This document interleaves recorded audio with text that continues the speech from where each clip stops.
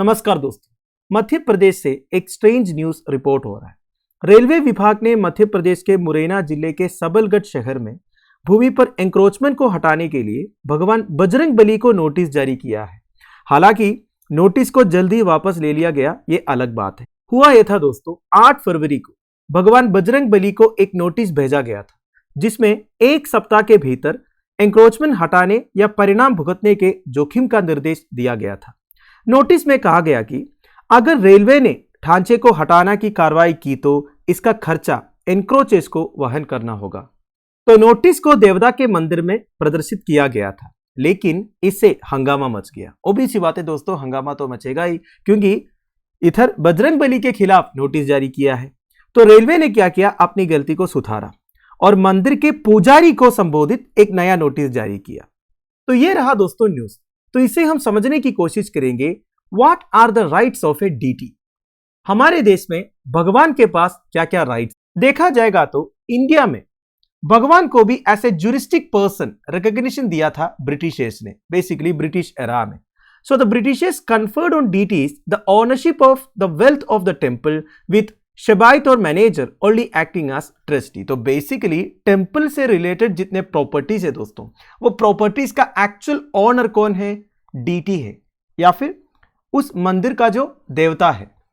इससे रिगार्डिंग एक famous case हुआ था, विद्यावारुति तीर्था वर्सेस बालस्वामी अय्यर 1921। इस केस में कोर्ट ने हेल्ड किया that the deity in Hindu law has been given the status of a legal or juristic person and is vested with the capacity of receiving gift and holding property। तो basically एक मंदिर का जो DT है, देवता है, उनको एक लीगल और जुरिस्टिक पर्सन का स्टेटस दिया गया है एंड उनके पास कैपेसिटी होगा गिफ्ट रिसीव करने का और प्रॉपर्टी होल्ड करने का। पर देखिए दोस्तों, इसके बाद और एक केस हुआ, Yogendra Nath Naskar versus commissioner of income tax 1969।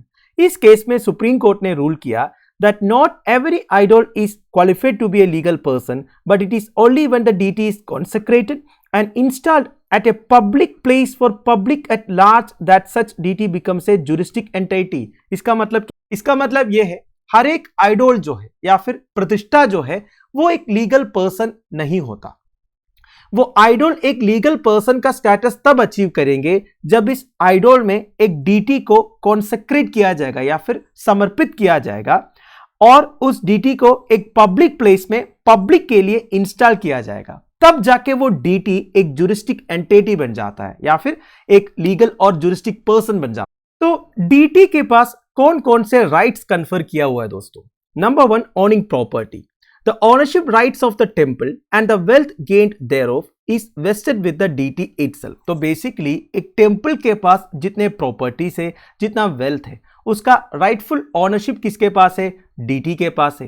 And this can prohibit misuse of property and manipulation of wealth by priest and other trustees. अब देखिए, टेम्पल से रिलेटेड काफी करप्शन केसेस वगैरह आपने सुना होगा, वेल्थ मैनिपुलेशन, फंड मैनिपुलेशन, ये सब के बारे में आप सुना होगा। तो बेसिकली डीटी के पास ओनरशिप राइट्स होने से एक बात क्लियर हो जाता है कि टेम्पल का जो प्रीस्ट है या फिर टेम्पल के जो ट्रस्टीज है, उनका कोई अधिकार नहीं है। वो केवल मैनेज कर सकता है, ऑन नहीं कर सकता।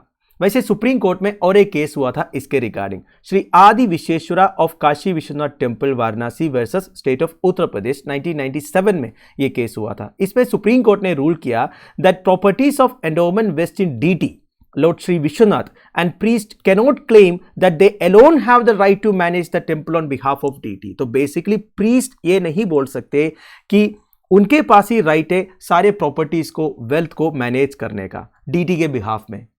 किसी प्रॉपर्टी को मैनेज करने का मतलब ये नहीं है कि आप उस प्रॉपर्टी का ओनर बन गया है, आप जो चाहे वो कर नहीं सकते। ठीक है, ये सुप्रीम कोर्ट ने क्लियर किया है।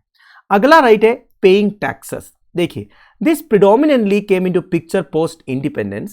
In 1969 the Supreme Court stated that if deities were individuals then they could pay income tax। मतलब देखिए दोस्तों, टेम्पल्स को भी टैक्स भरना होता है। इसके रिगार्डिंग काफी कंफ्यूजन हुआ था कुछ साल पहले, जब किसी बंदे ने ट्वीट किया कि केवल इंडिया में टेम्पल्स को ही टैक्स देना होता है, चर्च एंड मॉस्क को टैक्स नहीं देना है। ये एक्चुअली गलत है दोस्तों। देखिए, टैक्स लॉस के मुताबिक कोई भी एक एजेंसी या एंटिटी उनका एनुअल रेवेन्यू 40 लाख से ऊपर है तो उन्हें टैक्स भरना होगा, ठीक है, चाहे वो चर्च हो, मॉस्क हो या टेम्पल हो। तो रिलीजन के बेसिस पर कोई डिस्क्रिमिनेशन नहीं है, ये आपको समझना है, ठीक है। अगला, to sue, god like human beings can fight a legal battle.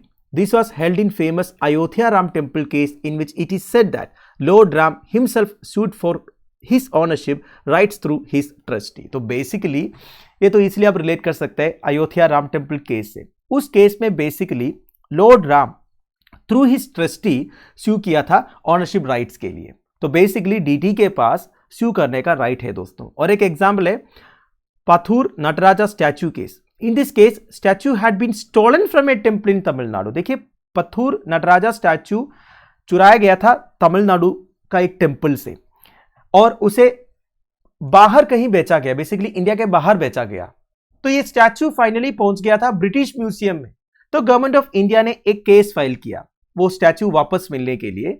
तो उस केस में lord Shiva was cited as one of the plaintiff. तो one of the plaintiff lord Shiva थे। तो इसका मतलब क्या है, goats can sue also and vice versa also। दोस्तों, goats can be sued also। अगर एक टेम्पल के अगेंस्ट एक केस आ रहा है तो one of the respondent deity भी हो सकता है। तो कुल मिला के अगर railway authorities lord Bajrang Bali के खिलाफ नोटिस जारी किया है तो इसमें कानून के हिसाब से कोई गलत बात नहीं है, क्योंकि एज पर लॉ डीटी से जुरिस्टिक पर्सन। पर देखिए दोस्तों, ऐसा कर तो नहीं सकता है ना, क्योंकि आज के जमाने में अगर रिलीजन को टच करेंगे तो ये गलत बात है, क्योंकि फालतू में एक प्रॉब्लम क्रिएट हो जाएगा। क्योंकि रेलवे का जो प्रॉब्लम है वो तो ट्रस्टी को भी नोटिस भेजने से हो जाएगा। कोई जरूरी नहीं है कि लॉर्ड बजरंग बली के अगेंस्ट ही नोटिस जारी करना है कि नहीं। तो जो भी है, रेलवे अथॉरिटीज ने अपनी गलती सुधारा है, नोटिस चेंज करके भेजा है। अब इस केस का क्या होगा, बेसिकली एंक्रोचमेंट का क्या होगा, वो तो टाइम ही बताएगा। तो आई होप आपको वीडियो इंफॉर्मेटिव लगा होगा। Thank you for watching. Bye bye, have a nice day.